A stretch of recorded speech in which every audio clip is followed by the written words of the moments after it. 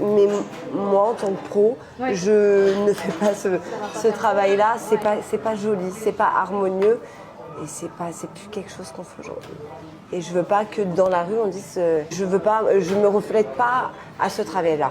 Donc je serais ok que tu me dises je le fais pas ici et peut-être que quelqu'un d'autre te le fera. Je veux pas. Mais moi c'est pas mon travail. C'est le salon de coiffure Alexandra qui. Trop de choses qui vont pas dans cette vidéo. Je vous raconte aujourd'hui une anecdote sur ma cliente Orange. Règle numéro 1, quand on est prestataire de service, personne n'est irremplaçable. C'est à nous de se rendre indispensable. Ce que je veux dire par là, c'est que quand tu proposes tes services, notamment dans l'univers de la beauté, on n'est pas du tout sur une prestation de première nécessité. Là, ce qui me chagrine dans son comportement, c'est pas le fond, c'est la forme, encore et toujours. Les clientes qui s'approchent de nous viennent avec leur personnalité, leur complexe, leur histoire, bien souvent. Venir heurter la sensibilité d'une jeune, en plus c'est un bébé, ça se voit, en lui disant « Ah non, je fais pas ça, c'est trop moche, c'est démodé ». Comment tu veux pas la perturber? C'est peut-être pas ce qui s'est passé, hein, mais c'est un risque que tu prends. Juste avant de commencer, j'ai reçu la commande de la marque de Fabien, l'influenceur, et je veux me rappeler de... Ah oui, j'avais pris des pinceaux pour les yeux. Je me rappelle plus trop de ce que j'avais pris, donc avant de me maquiller...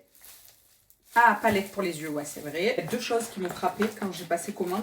Première chose, alors que c'est un influenceur, c'est pas cher. Et c'est arrivé tarpin vite. Je crois que j'ai été livrée en 2-3 jours. Ah oui, les blushs crème, bon ça ce sera pour le teint. Et j'en ai eu pour une centaine d'euros. J'ai eu plein de trucs. Ah, c'est sous blister et tout. Ah ouais, bien. J'ai rencontré Enora pour son essai marié en 2023. Elle est arrivée avec une idée préconçue de ce qu'elle voulait pour son mariage. Charbonneux noir mat, rouge à lèvres bordeaux et une particularité, elle voulait avoir un effet bonne mine. Ce que Enora elle appelait bonne mine, c'était d'avoir 2-3 teintes de plus que sa carnation. C'est beau, hein? Alors, je connais pas trop l'histoire derrière la marque, donc je sais pas trop pourquoi ces noms-là de phare. Quand on fait son essai marié, elle insiste pour que je regarde sa façon à elle de faire son teint au quotidien, de sorte à ce que je puisse lui reproduire le jour J. Et Nora, là, c'était cet été, là, que vous vous maquillez comme ça? Elle me dit non, non, c'était le mois dernier, on était en plein hiver. Je préfère être foncée comme ça. Je lui dis ah bon? Elle me dit oui, oui. Je lui fais répéter pas moins de 4 fois. Vous êtes sûr? Vous êtes sûr? Vous allez avoir une robe comme ça. Elle est décolletée. Ça veut dire qu'il faut aussi que je fasse matcher le buste pour pas que ça fasse cramer. Inutile de vous dire oh combien je n'étais pas fan de cette idée. La seule chose à faire, c'était de m'exécuter.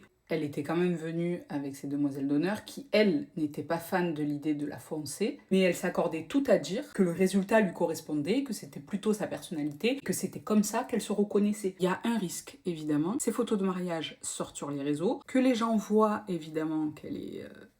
Orange, que finalement mon travail dans sa globalité finisse par être résumé par ce cas isolé. Le pinceau, il est un peu trop rigide pour faire la profondeur de mon regard. Pour apporter de la profondeur à mon regard et de la dimension, j'ai plus besoin d'un pinceau fluffy, aussi large. Tu vois ce que je veux te dire? Ce sera beaucoup plus facile de créer la profondeur, voilà, et de la vraie dimension sans démarcation.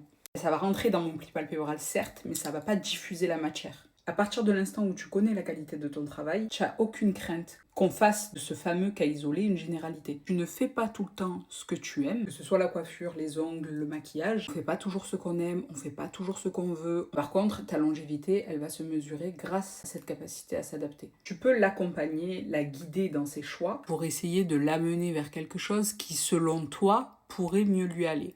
Je crois que c'est mieux, ouais, beaucoup mieux au doigt. Venir casser le peu de confiance en elle que potentiellement elle avait, je trouve ça pas très professionnel. En plus, d'après ce qu'elle dit, elle a une certaine renommée. Finalement, si tu viens pas de démarrer, les gens te connaissent, tu n'es pas censé avoir peur de ce qu'on va dire. Ça veut dire que non seulement ta clientèle elle est fidélisée, mais surtout, tu n'as même pas à te justifier puisqu'elle est au courant de ce que tu es capable de donner. Si je peux juste me permettre un conseil pour les prestataires de services qui me suivent, là c'est l'expérience qui parle. Ne mettez surtout pas votre ego en avant quand vous commencez vos prestations. Pour revenir sur Enora, même si j'étais pas fan, elle était super satisfaite. Vous savez même pas la confiance en elle que ça lui a donné sur ses photos de mariée. Elle s'est trouvée tellement belle. Même si elle savait que c'est pas du tout ce que je lui aurais recommandé, elle a juste kiffé le fait que je l'ai conseillé, mais finalement je l'ai accompagnée. Grâce à ça, j'ai maquillé toutes ses cousines. Et Dieu sait que chez les gitans, il y avait 1800 mariages par an. L'année qui suivait, une de ses cousines, elle s'est mariée. La première chose qu'elle m'a dit, par contre, moi, vous me faites pas orange comme Enora. Finalement, qui a été gagnante. Imaginez si ce jour-là, j'avais dit à Enora, non, non, moi je fais pas ces trucs-là, je comprendrais que tu ailles voir une autre maquilleuse que moi. Qu'est-ce qui se serait passé? Elle serait allée voir une autre professionnelle qui, elle, n'a pas autant d'ego et qui l'aurait fait. Résultat, c'est pas moi qui aurais maquillé toute la famille à Enora. À l'ancienne, le Strobe Dewy Skin Tint de chez MAC, c'est un peu un délire comme une bébé crème. J'ai une légère couvrance et beaucoup de lumière. La seule chose, s'ils n'ont pas changé la formulation, c'est qu'ils s'oxydent un peu. Par contre, je suis très curieuse d'avoir votre avis parce que j'avais lu dans les commentaires, c'était extrêmement partagé. J'ai commandé 3 blushs et il n'y a que celui-ci qui est sous blister. Les 2 autres, ils sont arrivés comme ça. Au passage, j'ai repris dès que j'ai accouché le lendemain ma cure pour faire pousser mes cils. Je suis trop contente. Ça a l'air très beau.